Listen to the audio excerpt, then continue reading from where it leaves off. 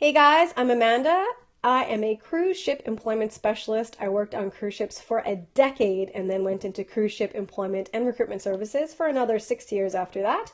And 2 years ago, I started my own company called getalifeatsea.com, where I now help adventurers just like you navigate the cruise ship application and interview process so you too can get paid to travel the world.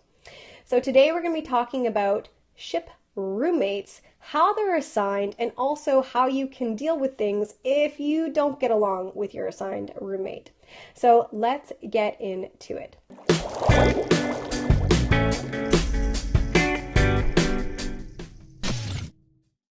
All right, guys. So number one, I really should talk about really how really the cabins are sort of allocated on board. So you have your three levels of crew on most cruise ships. You have your crew, your staff, and your officers.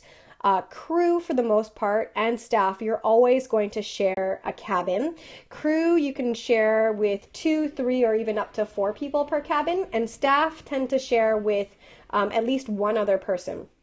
Supervisors, managers, and officers, for the most part, always have their own cabin, so a single berth cabin. So that's kind of how the structure and hierarchy relates with regards to cabin assignments. Then, as well, you should know that most of the time, if you are sharing a cabin, you are going to be assigned to share with someone from your own department, and of course, same gender as well. That's typically how it goes. So if you are in the retail sales department, you're going to be sharing with another retail sales person, typically. So what to do if you don't get along with your roommate. So if you're a new hire and you're joining the ship, most likely you're going to get to your cabin and there's already going to be someone sort of living in it. So it's typical during your 6-month contract, say, to have to go through at least 1 or 2 different roommates, right? Because you're going to come on board and the person in the cabin's probably already going to have been on for a few months, and then they're going to leave, and then you're going to get a new roommate. So when you arrive to your room, if you are sharing a room as a crew or staff member, most likely someone's already going to be living there. Most likely they're going to have taken the bottom bunk, or sorry, is that right? Yeah, probably the bottom bunk because it's easier to get in and out. So probably you're going to be getting the top bunk when you arrive. And for the most part, all of the roommates that I've had, so for the first 5 years of my 10 years on board, I was in a position where I was in a shared cabin situation. And then the last 5 years, I was in an officer level position, so I had my own cabin. So I've experienced both types of options when it comes to rooming situations. And I've been super lucky. The 5 years that I always did have roommates, I would say I only really had like maybe 1 or 2 negative experiences, and the rest was just totally awesome. So if things aren't working out with your assigned roommate, step number 1 is to try and work it out directly with that person. So have a chat with them. If something's really bothering you, maybe you guys can have like a weekly sort of sit down. Let's have a chat about what's been working and what's not been working. That's the key really to making it on a cruise ship, really in all capacities, is to be really flexible and understanding, right? You're working with people from around the world. People have different ways of doing things, different cultural things. So sometimes you just need to have a chat, whether it's initially when you move in or just every couple of weeks, just to sort of clear the air and make sure that you're both living and existing in a happy space. If things still don't work out from there, step number 2 is to potentially chat with your manager, departmental head, or the onboard HR manager if things are getting pretty serious. This is a pretty serious thing to do. Like, don't take doing that lightly, because what's going to happen next is most likely that manager or department head or HR manager is going to request that both of you come into their offices to discuss what the situation is, and also discuss options. If it seems like things aren't going to get any better and the options aren't going to be possible to implement, what might be possible is a room change or a room switch situation, and the manager or department head or HR manager will talk with the accommodations manager to see what's possible with regards to open cabins and people who might be leaving soon and switching and things like that, or even an internal departmental switch. So that can sometimes happen. What I want to make really clear here, guys, though, is don't switch on your own.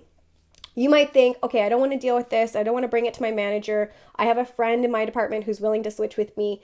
It's really important that you don't go ahead and make your own switches for safety reasons. And the reason that is in an emergency situation, the ship really relies on its crew roster as to where you're supposed to be. So if there's like a fire in the middle of the night and they come to evacuate your area and you're not in the place that you're supposed to be in, you might put other crew members' lives at risk looking for you, and you might be safe in your new switched cabin, but you're going to be potentially putting other crew members' lives at risk if you make your own switches and it's not updated on the ship's roster of where you're supposed to be. So for safety and security reasons, I do really want you guys to know, don't go ahead and make your own internal switches. It's really important that you do it in the proper, following the proper policies and procedures. Okay.